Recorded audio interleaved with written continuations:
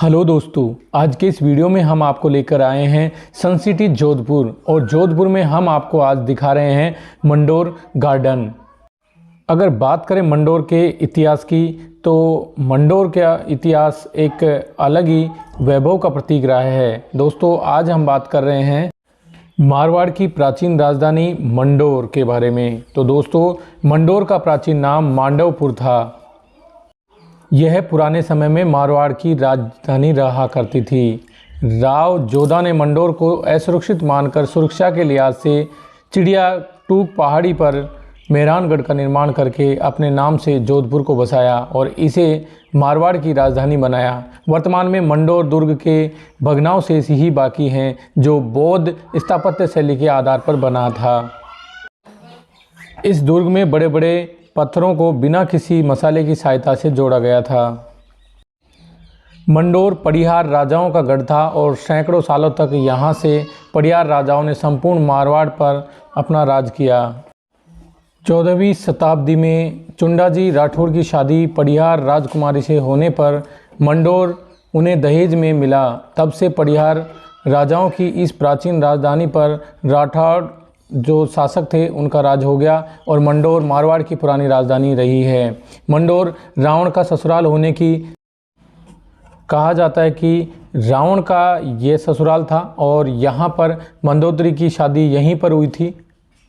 लेकिन वर्तमान में रावण की पटरानी मंदोदरी नाम से मिलना नाम के अलावा यहाँ कोई भी साक्ष्य उपलब्ध नहीं है।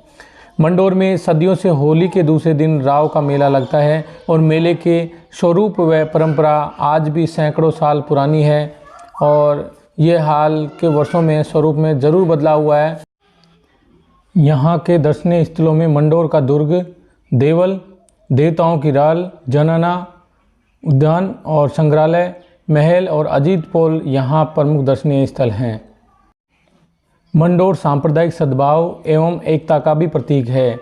तनापीर की दरगाह, मकबरे, जैन मंदिर और वैष्णव मंदिर सभी का एक ही क्षेत्र में पाया जाना इस तथ्य का मजबूत सबूत है कि विभिन्नताओं में एकता यहाँ के जीवन की प्रमुख विशेषता रही है।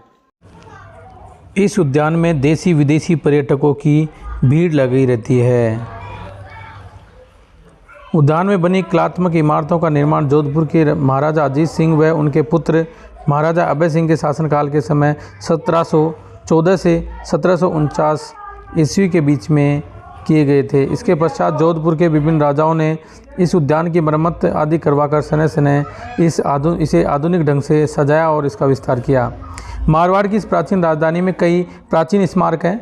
हॉल ऑफ हीरो में चट्टान से दीवार में तराशी हुई 15 आकृतियाँ हैं जो हिंदू देवी देवताओं का प्रतिनिधित्व करती है, जिन्हें देवताओं की शाल व वीरों का दालान भी कहते हैं और अपने ऊंची चट्टानी चबूतरों के साथ अपने आकर्षक बगीचों के कारण यह प्रचलित एक पिकनिक स्थल भी बन गया है।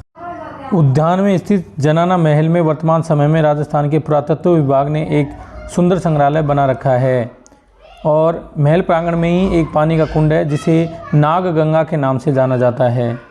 वह बाग के बाहर एक 3 मंजिली प्रहरी इमारत बनी है। इस बेजोड़ इमारत को एक थंबा महल कहते हैं। इसका निर्माण भी महाराजा अजीत सिंह के शासनकाल में ही हुआ था।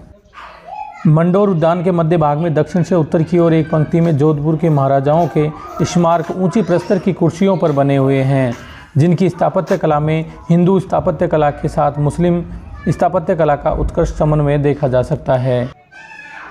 यहाँ इस एक छोटी झील के पास में सूफी संत तनापीर की दरगाह है जो श्रद्धालुओं की आस्था का एक प्रमुख केंद्र है। यहाँ दूर दूर से यात्री दर्शनार्थ आते हैं और इस दरगाह के दरवाज़ों व खिड़कियों पर सुंदर नक्काशी की हुई है। यहाँ अजीत पोल से प्रवेश करते ही एक लंबा बरामदा दिखाई पड़ता है, इसे ही देवताओं की शाल कहते हैं। मंडोर पड़िहार शासकों का विजय क्षेत्र रहा है, जिन्होंने यहाँ 6ठी शताब्दी के दौरान शासन किया और माना जाता है कि इस वंश के शासक शायद शाही गुर्जर पड़िहार जागीरदार बन गए थे, लेकिन बाद में गुर्जर पड़िहार साम्राज्य के विघटन के बाद पड़िहारों की एक शाखा मंडोर में शासन करती रही और 1395 के समय इसी शाखा की एक राजकुमारी ने राठौर वंश के राव चुंडा से विवाह रचाया था। जोधपुर को अपनी राजधानी बनाने तक यह शहर 1459 तक राठौड़ वंश की राजधानी रहा। वर्तमान में मंडोर के किले का भग्नावशेष ही बचा है, जो कभी बौद्ध स्थापत्य शैली के आधार पर बना हुआ था। दोस्तों, हमारा ये वीडियो आपको कैसा लगा कमेंट सेक्शन में ज़रूर बताएं, और ये वीडियो आपको अच्छा लगा तो इस वीडियो को ज़्यादा से ज़्यादा दोस्तों को शेयर करें और लाइक करें और हमारे चैनल को सब्सक्राइब करें।